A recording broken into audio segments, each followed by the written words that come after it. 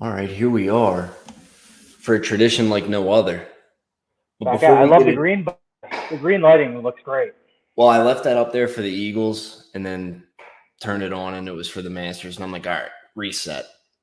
Real quick though, a tradition like no other. Hmm. Homemade raviolis on Palm Sunday. That's a Ooh. tradition like no other. How'd those Am I come right? out? I mean, phenomenal. I just had leftovers today. I wasn't seeing things straight on the board. Had leftover homemade raviolis, and honest to God, I felt like Da Vinci. I just put the whole card together. It just started to flow. Um, Everything falls into place after that. Quickly then. So is that the Masters champion your champions dinner? It is tonight. Speaking of tradition, Tuesday night, champions dinner night. Scotty's got the Texas barbecue going on. What are you rolling mm, Italian wedding soup, with? and then I'm going into homemade raviolis, and then a nice salad, oil and vinegar with some brujol, homemade meatballs, and some good Italian sausage. That's what's That's up. my master's dinner. And if I you like don't it. like it, get the hell out. Um, yeah, well, here we are. This is like a goofy Masters, considering we don't know how half the field is currently playing. But they're all kind of priced all over the board. Like, what do you think your biggest live golf PGA Tour like dramatic finish could be coming into this Masters? Ooh, I mean, anything with Patrick Reed in contention. I'm not expecting that, but you got public enemy number one on the PGA Tour has got to be Reed. So if he's in Guy, contention, former champion, I could see it getting a little heated there. What about a Rory Reed final pairing? You want some drama? There you go. no one's watching that. I hate to break it to you. I would hate that What? so much. Actually, that might be one of the most watched Masters Sundays ever. If it is Captain America, how about the balls on that guy serving subpoenas on Christmas Eve? What a piece of Well, I shit. mean, yeah, I mean, you and I both know that Christmas Eve is the most sacred of all days. So if that were to happen, yeah, I mean, I would probably be getting, served for a related suit after that. Yeah, probably aggravated assault, I would assume. Um, Yeah. all Is right. a golf club considered a deadly weapon? It may be. Well, I mean, I think the statute of limitations had passed, but I had a case against you for a long time. Um, to me, it's like it really comes down to I think that the best player on the Live Tour is going to be in the mix come Sunday. And I have a feeling that we might get a rematch of the final pairing from last year with Scotty versus Cam Smith. Ooh. You want to talk about a guy that destroys this course, especially in the last 3 years. I mean, really going back the last five tournaments. I mean, Cam's about just a clip over two strokes gained on the field in this event. I mean, going back to 18, you got a tied for top five, 51, runner up, top 10, top three. So the guy knows how to play here. I know we were on him last year too. I mean, we were on him quite a few times last year. Cam Smith. It sucks because as you mentioned, the live guys haven't seen a whole lot of them lately. But yeah, I mean, I'm weary of the live guys though, Mike, because it's like I just happened to turn on the CW on Sunday to see what was going on by accident, right? But otherwise, we talked about a lot of our guys that we used to kind of, pound the pavement for the last couple of years. Young guys like Anster and Neiman, Taylor Gooch, and these are guys that kind of just fall off the radar now, just being on the other side of things. And so it's interesting to see like how they fare and get mixed in with the rest of the field here. I do think if you're banking on a live guy to compete, Cam Smith's probably your best bet. I mean, he is the favorite out of all the guys. Um, I mean, Brooks playing strong last weekend. Maybe Brooks has a little bit of a run here, but um, other than like during his stretch like 18, 19, like he hasn't really played too well at Augusta as of late. Really hasn't played well as of late at all until last weekend. But it'll be interesting to see how these guys mix in. Did you watch Full Swing on I haven't Netflix. caught it. No. Yeah, I was ready to go until I heard the mixed reviews and this and that, and I just haven't had time to get to it yet. it's okay. I did catch the episode with Brooks Koepka on a flight, and he was acting like such a worm. Just like whining about how he's not playing well and how he can't beat these guys. And then the end of the episode, they're like, "Where'd you watch Sunday at the Masters?" And he's like, "I don't even know who won." And I'm like, "Get the fuck out of here, bro." I'm like, "Yes, you do." Hold on. Not the most likable guy. Certainly not the most likable guy. Yo, I thought the rule in this Look at this family was guy. never be late for a tea time. dude, Damn. we were so undecided on times, and then I was just like, all right, and I forgot about it. Well, welcome to the show. We're live, and we were just breaking down quickly some of the drama that could ensue. Oh wait, this is live right now? It is live right now. You're on candid camera. Oh, okay. So I asked Robert, what does he think would be the most dramatic live PGA like possible scenario in this Masters? Liv wins. If someone from Liv wins, like, what do you in the just like drama? Is that your question? Well, Robert So, had yeah, I threw out Rory and Reed in the final pairing on Sunday. that would be bad. Yeah, I mean, I think anyone in Liv, other than like Dustin Johnson, everyone likes him. It's really like Patrick Reed, DeChambeau. I don't know who else is a problem on Liv. Phil Yeah, the final that's group a whole- on Sunday. That That's a would be whole nuts. nother I would love that story. though. I still love Phil. I like Me him. too. Me too. I mean, is there anybody on the planet that's not going to sign up right now for a Phil Tiger pairing one more time? Oh my God, could you imagine? Yeah, Just I one mean, last rodeo. Yeah, I hope he plays well. We'll see. Yeah, I highly doubt it. Okay, let's get into the gritty. Let's get into some numbers. There's one guy on Thursday that I do love to win his group, and that's Gary Woodland at plus 210, and he's in that group with Brooks Koepka. I like Gary Woodland to beat Brooks come Thursday.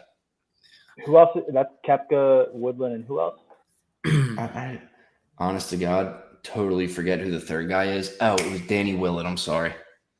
Danny Willett's the third one. The one thing about the Live Tour is I fell off on all these golfers that were playing in the PGA Tour. So I have no idea how they're playing. Even if I see them win a Live tournament, like I saw Brooks Koepka up there last week. Is it that competitive? I mean, even Cam Smith came out and said it's not as competitive. I don't. That's what's tough is picking these Live guys. Are they going to come out and show it up? I mean, who's practicing? I don't know. I think Cam Smith is like probably, and Dustin Johnson, I think would be the two from Live that would be able to perform well here. Well, Cam's played really well here the last two tournaments. DJ's won it here before, so they both have that going for them. I mean, and they're also the two best golfers on that tour by a lot. Yeah. And people could say Brooks Koepka, he might be up there. But it's those two guys are the only ones that I think really have a chance.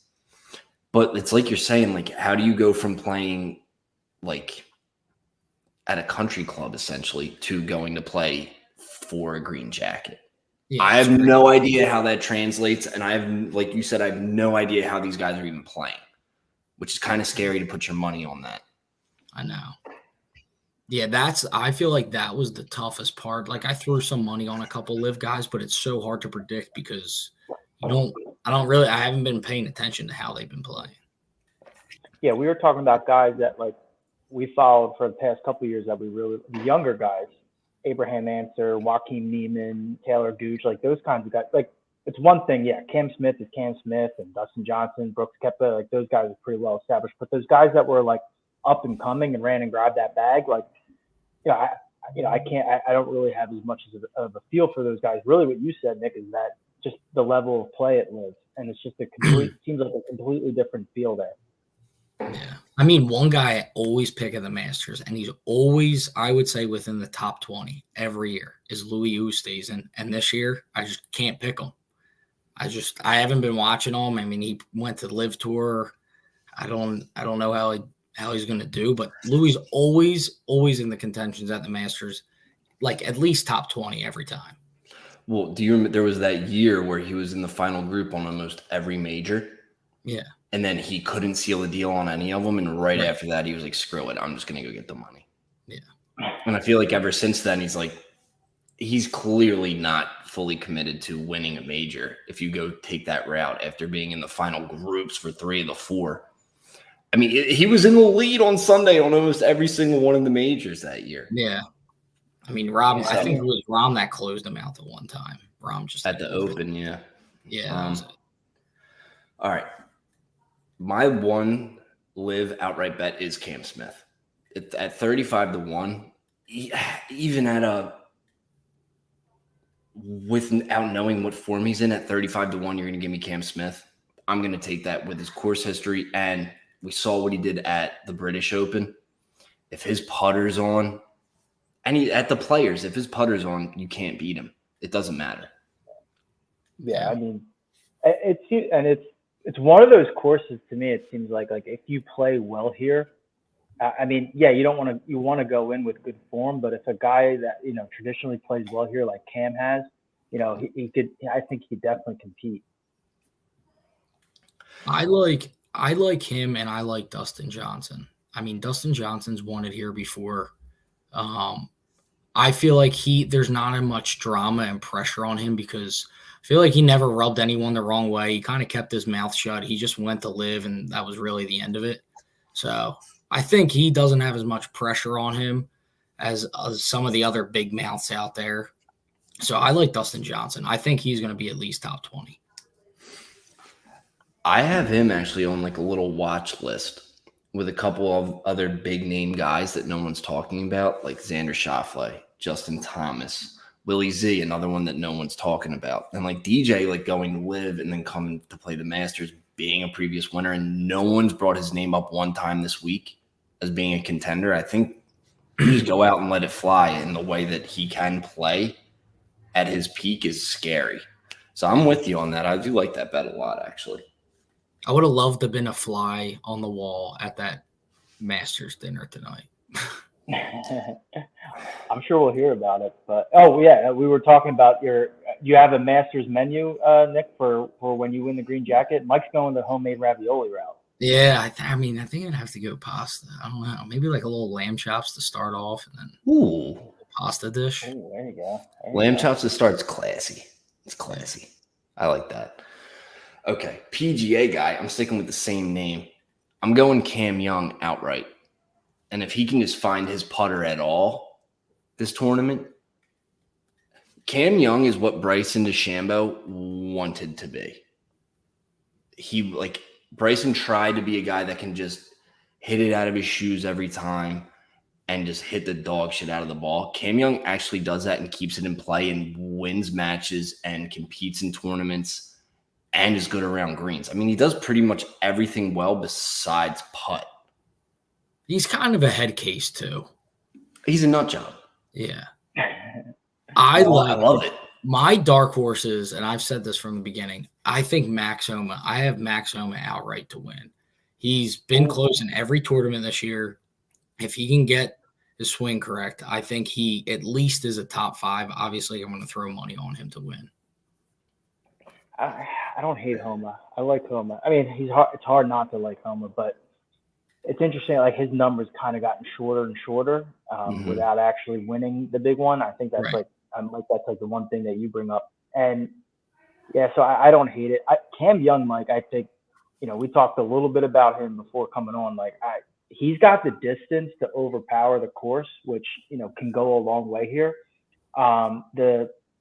The miscut last year and really struggling last year wasn't great, but like we said, maybe he's gotten it out of the system. And so I think what's key for Cam is what did he, take him from his experience last year? Like, what did he learn from Augusta? What can he go in and do, this year? Because otherwise, he's trending great. I think he's just under 2 strokes gained on the field in the last 3 months, and that distance is a big thing for him. So, it depends on how he can, comes back to Augusta and fares after his first year. But it's always good to get that first year out, right, when you come to Augusta before we start riding on any of these guys. Speaking of guys coming off their first year, I'm going to go with my, call him a dark horse. I don't know if he's as much of a dark horse anymore. Maybe he is sitting at 45-1 on DraftKings, but I like Sammy Burns at that number. I was following along the match play last week, and or 2 weeks ago. My fault was I was watching the Burns matchup. I think it was the Burns Scheffler matchup, and I was saying, like, I think Burns is, a win or, one close call away from really busting out. And then he goes on and wins that thing. I mean, that's a tough tournament to win. Shame it's going away, but like to take out the guys that he took out during that tournament, played really well there. I think that's great for his game going in. Hearing him talk a little bit this week, like, I also like to feel out, like, seems like Augusta, like, as much as we hype it up, and like it is like, essentially like the cathedral of golf almost, St. Andrews, Augusta, you got those few courses, but with the players, it seems like it's a bit of a polarizing course. Like, I feel like guys either really enjoy it and really like it and get up for it, and then there's guys that like absolutely hate it, right? Just don't like playing there. But Sammy Burns, hearing him talk, I think just with his recent form, the way he plays, also I think he's just a really good course fit for this kind of course. Datagolf has him as one of their top 5 fits for this course. So I think it's only a matter of time before he, continues to take that next step. I mean, we thought it was going to be a couple of years ago when he was in contention for a couple of tournaments. Obviously he plays well at Valspar. He won there last year, competed there this year, and ever since Valspar, he's really started to take that turn, winning the match play. So I like Burnsy there at 45-1. Really like that price for him. I mean, I really like Sam Burns, especially when he's on. Sam Burns toast. Yeah. Sam Burns toast. Yeah, I could definitely see that. He doesn't look like much of a cook.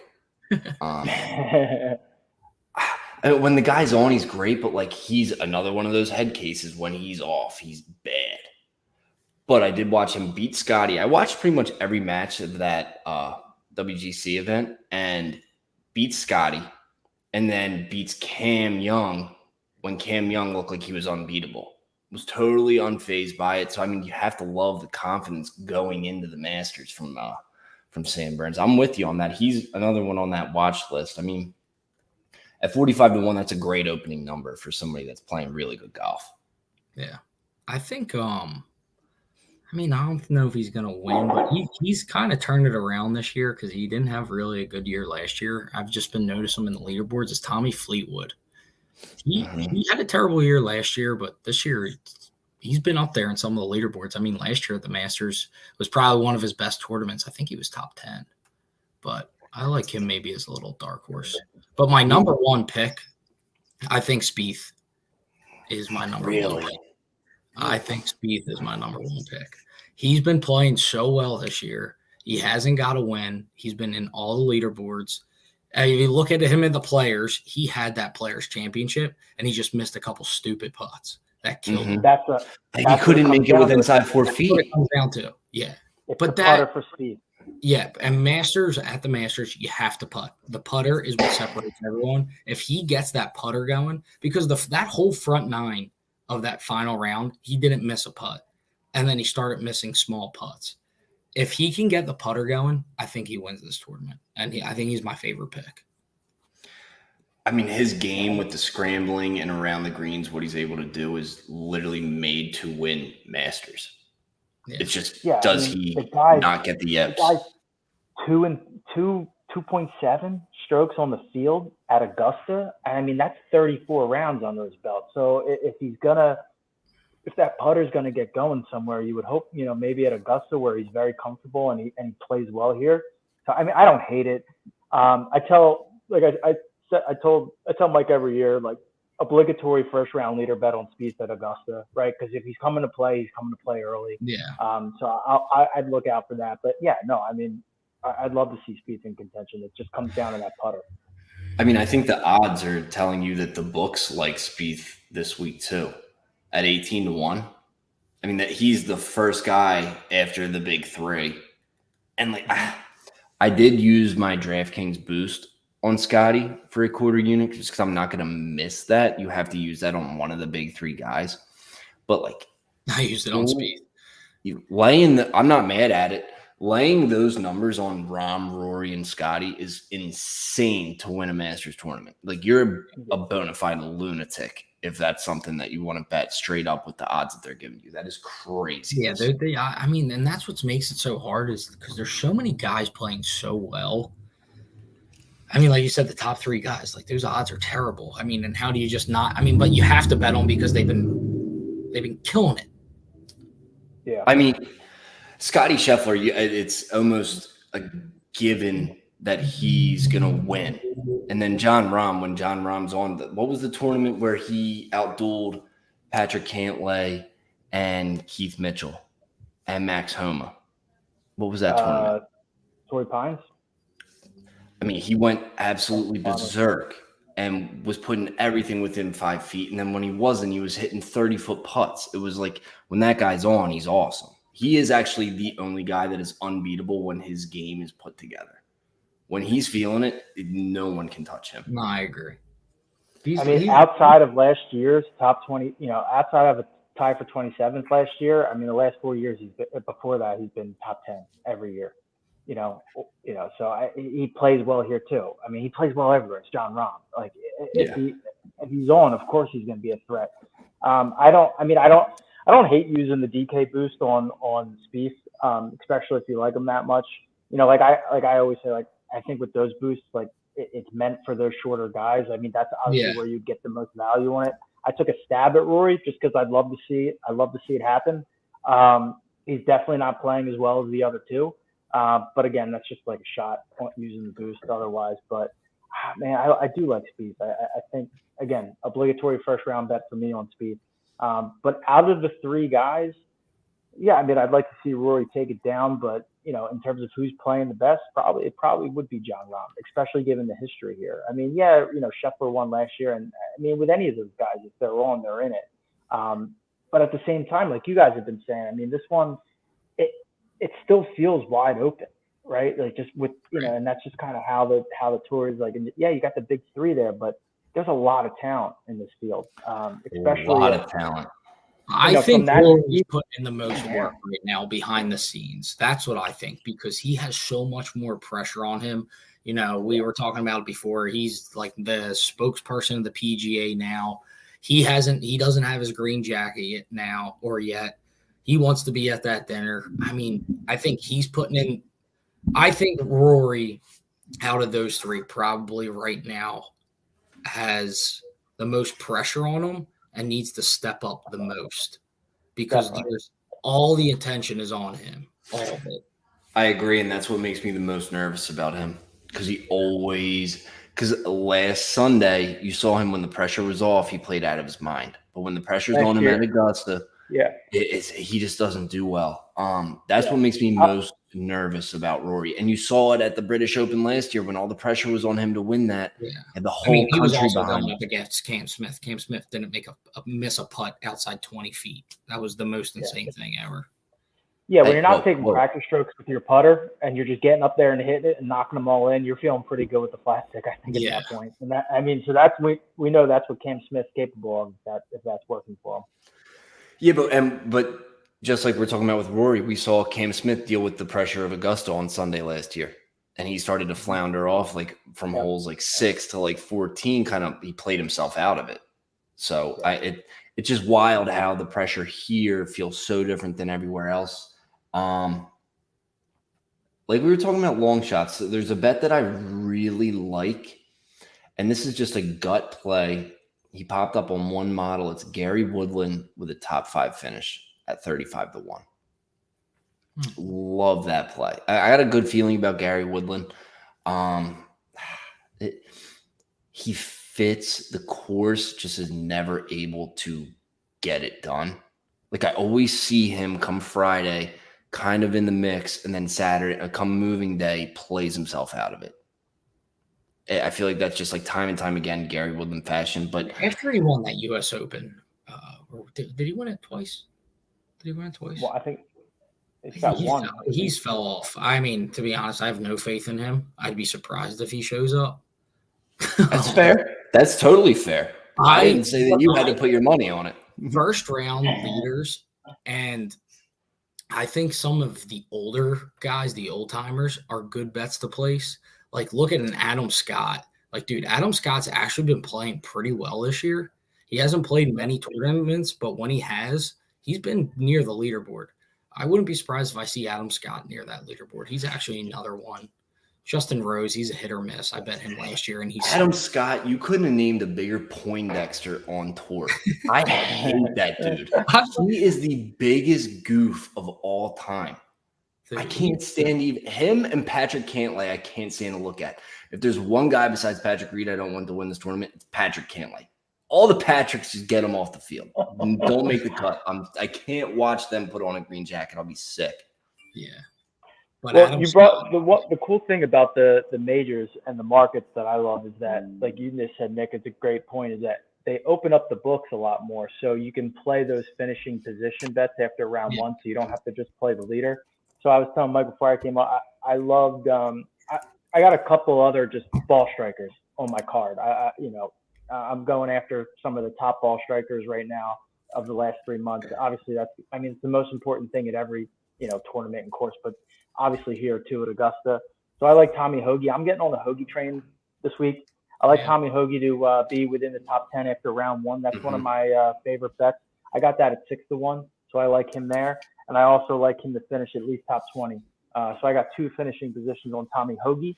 And I came on saying that Mike was going to hate me for this, but Tony Finau, I got to bring him up because the guy is as frustrating as Tony Finau is. I really like Tony Finau to finish strong in the Masters again. I've been heartbroken too many times to go with him on the outright, but I do like. The top 10 at 210 is very short, but Finau at Augusta, it takes one day for him to get right back up on that leaderboard and turn it into a contention. That's what he did a couple of years ago. Waited for it last year, didn't happen. So I got Tony up there too. But between those guys, I'm just looking at guys that can strike the hell out of the ball. As frustrating as Tony Finau is, it's even more frustrating to hear you continuously bring up his name in front of me. It is so – it's beyond – I might have a problem. It's like repulsive at this point, Rob. You keep backing Tony Finau, and I've never met a man that's broken your heart more. No, I like Tony as a pick. If he gets it together, he could be up there. Do I see him winning? No, but I could see him near the leaderboard. He's always in the mix. So Tony Finau will – That's all we want. I just want him to be in the mix this year. That's it. Tony will have a bad round Thursday, play himself just above the cut line on Friday, mediocre round Saturday, have a good round Sunday. When the pressure's off of Tony, he's another one of those great golfers when there's no pressure. But when he is in contention, that dude is not getting it done, especially at a tournament like the Masters. Yeah, no way. But Tony always has that run every season where he's arguably the best golfer on the planet. When he's on, he is unbelievable. But also, put your kids in public school, stop traveling with your family, and get serious about the tour. It drives me nuts. Travels with his whole family everywhere. It's like, dude, stop homeschooling your kids and turning them into weirdos, put them in a public school, and just go play golf. All right? Provide for your family the right way. Jesus Christ. It sounds like you're more upset about Tony than I am. I am upset about Tony because he's burnt me a couple times. The guy's way too good to not have so many more wins on his belt. It's actually insane. He might be one of the biggest underachievers on tour, and he gets away with it because he is such a nice guy. That's just my 2 cents. I'm just going to leave that alone. I digress. Yeah, no, he could be up there. I don't see him winning, though. Anybody else that we like going into this one? First round leader. Yeah, I got one more guy that I really like. I'm throwing on half a unit at him, top 5 plus 700, and that's Sungjae. I think it's only a matter of time before Sungjae bags a big one. He's playing well. He's one of those guys that just plays well consistently tee to green. And particularly around the greens, he plays really well. Sanjay, he competes in big tournaments. Was it the Players last year? I think it was one of his better finishes, but I think it's only a matter of time before Sanjay wins a big one. I like him at the top 5 because he's another one of those guys that's never seemingly out of contention. He's one. He's going to have that one round each of those big tournaments to put him right up there. And so I like him to compete this week as well. He's so long overdue for one.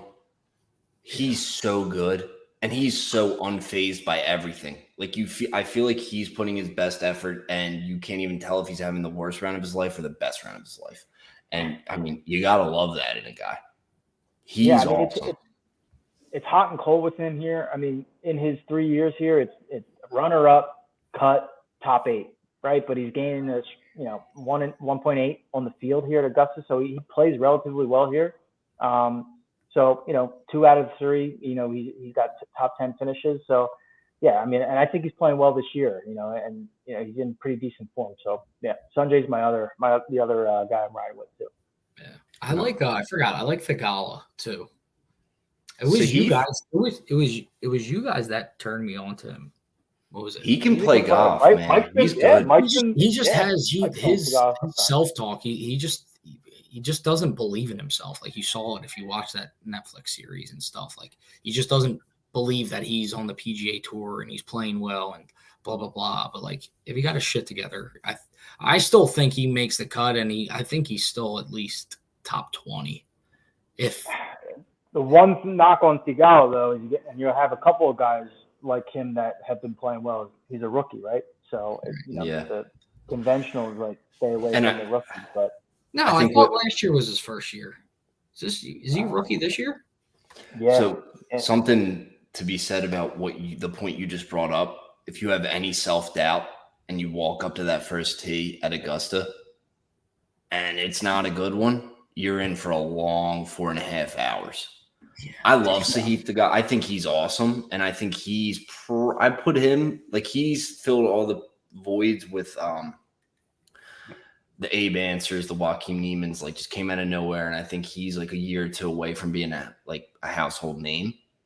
But I just don't know if he's ready for it. Is it his rookie season? Did we confirm that, Rob? Yeah. You got a couple notables on the rookie year for them at the Augusta. So Sahith is definitely one of them. Tom Kim, first time playing here. Kurt Kitayama, first time playing here. Those are just a couple of the names that they'll be rookies this year. Can someone another one? Can someone explain to me? And I brought this up 3 months ago, Rob. The Tom Kim hype train. Yeah, he seems like such a nice guy, but like they all seem like nice guys. I don't know. What did this guy do to ever get the type of respect with the books? He hasn't even been in the mix on a PGA tournament, and he's right up there with some big dogs. Like, that number is way off, dude. It's not. I didn't have it in front of me, but I mean, he had a spurt at the end of last year, right, where he kind of burst on the scene, and I think he had some strong finishes, but strong finishes. Just in general. I usually don't back first timers. I mean, the only first timer I have a play on right now, and I just think it's because he fits the course really well, is Ryan Fox, a guy, Mike, that you were on long before anybody knew who his name is. And by the way, he's actually been playing relatively well too. Yeah. He's a good golfer. He did just miss the cut last week, I believe, which is. I don't know how I feel about that. Yeah, I don't know. I just forgot that Thigala was – I thought this was his second year. Yeah, I don't know if I can bet him now. He might shit his pants. Yeah, for like what you just said, the guy has no self-belief. Like you need to have a bit of arrogance about you to go and dominate at Augusta. Yeah. Someone that does deep long shot, I'm going to do a little sprinkle, is Kevin Na. It's what we talked about earlier. I'm seeing him right now at Jesus – 300-1. That's a hell of a 300? 300-1 on DraftKings. Now, what's interesting is I wonder how these books figure out the odds for these live guys because they're playing a completely different game. Yeah. So is it a trap? I mean, are these trap bets? I mean, I'm sure that they know, but it's just I don't understand how they're calculating this shit. Well, no, the nice thing about this Masters tournament is they don't know how to calculate it. This is their first time doing it. So you are getting some inflated numbers, some deflated numbers on everybody. You know what I mean? Like there's going to be weird value all over the board with these guys. And that's also going to skew the numbers with the rest of the field because you need to mix in all the live guys and where the books see fit. I mean, Kevin Na has played really well here, and he's at 300-1. Is he playing terrible at live? I have no idea, but he has a good history at Augusta. Last 3 years, top, 13, 12, and 14. I was surprised to see how well he's fared here. Definitely a guy you should probably keep an eye on. Another live guy I've seen, speaking of like how to price these guys, this and that, it was only a year ago that Mito Pereira blew up at the PGA, right? So he's actually sitting at 80-1, and I've seen a couple like sharp picks for Mito. Listen, I'm not saying I'm going anywhere near it, but you talk about guys that a difference a year makes and being on live. Him sitting there at 80-1, where we've seen him in contention before, is an interesting number too. That guy took that live money because he didn't want to be on camera for the rest of his life. Yeah, I agree. There's no way, dude. Mito Pereira, that one swing changed his whole outlook on life, and he's done with it. He was like, I don't want to play professional golf anymore. I'm going to take $50 million from live, and nobody's going to ever see me do it again. That's exactly what it is like, are these guys practicing? Like, they get paid no matter what. No, that was one of the big things. One of the big things is like, we only have to play so much. So hard. Yeah. I find it so like that's why I can only bet like one or two of those guys because are they practicing? We don't know. I mean, we at least know the other guys if they're not practicing. You're seeing a lot of the big names play every week, and you're seeing them show up in these big tournaments. But that's what's just so hard about these live guys. Like you don't know if they're putting in the work. I will guarantee. I don't know if it'll translate. They've all been putting in the work the last 6 weeks to a month for this tournament. Yeah, that's true. There's no way that there's not guaranteed money here. You need to go back and make a cut, and then you need a place to make money. So what happens? Some of these live guys that don't make the cut for this Masters, like this could be some of their last Masters, some of these guys, because they literally have no other tournaments and exemptions. So some of them, this could be do or die. So that is. I would lean more towards a lot of these guys making the cut than missing it. And the way who's doing this? CBS? Does CBS have it? Forget the Masters. I think it's CBS. Yeah. There's no CBS is begging for the top 10 to be a 50-50 split come Sunday. Oh yeah. Absolutely. And we already know the rules officials, everybody's going to be kicking their balls out of the weeds, and there's going to be a couple live guys right there in the thick of things come Sunday. And, I mean, Kevin Na at that number, I would love a top 10 finish, too, at 16-1. That's a crazy number down there. Crazy number for a guy that's been right on the cusp the last 3 years.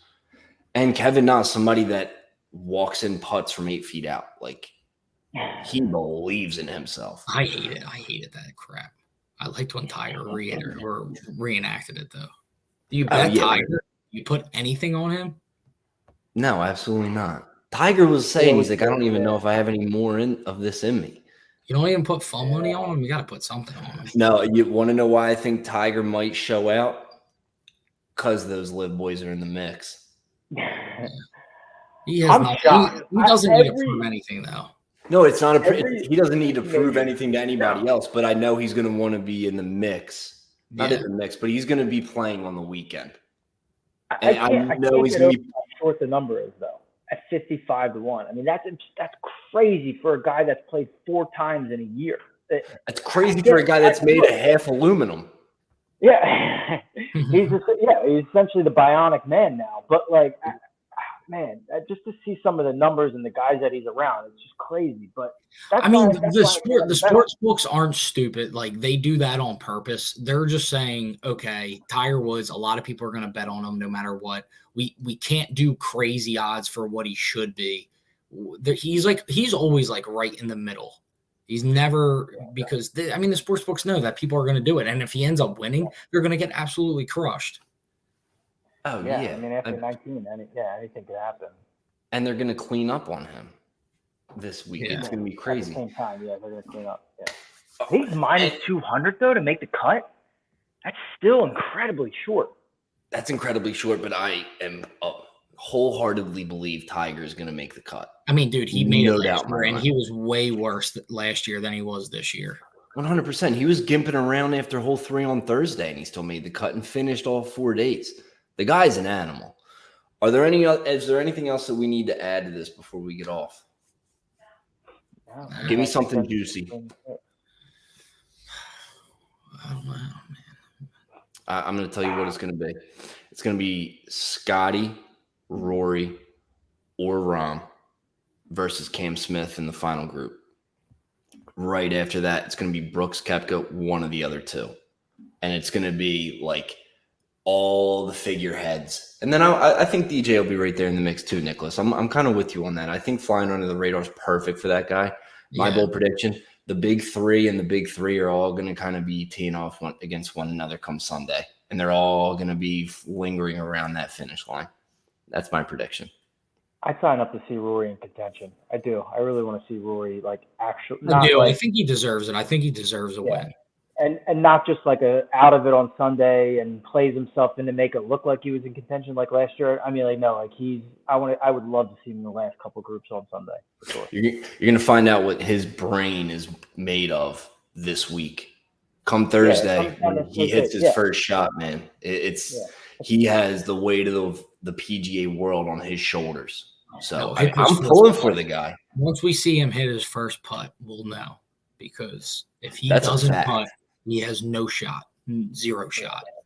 That's a fact. He was missing everything the last couple rounds he's been out. So we'll see. All right, boys. Like always, I had a great time. Always official cards will be out there. Jordan Everybody, Spieth, Max Homa, book it. the kiss of death. Burn. All right, everyone. A guy that just came off that tournament, 45-1. Love it. Yeah. 45-1.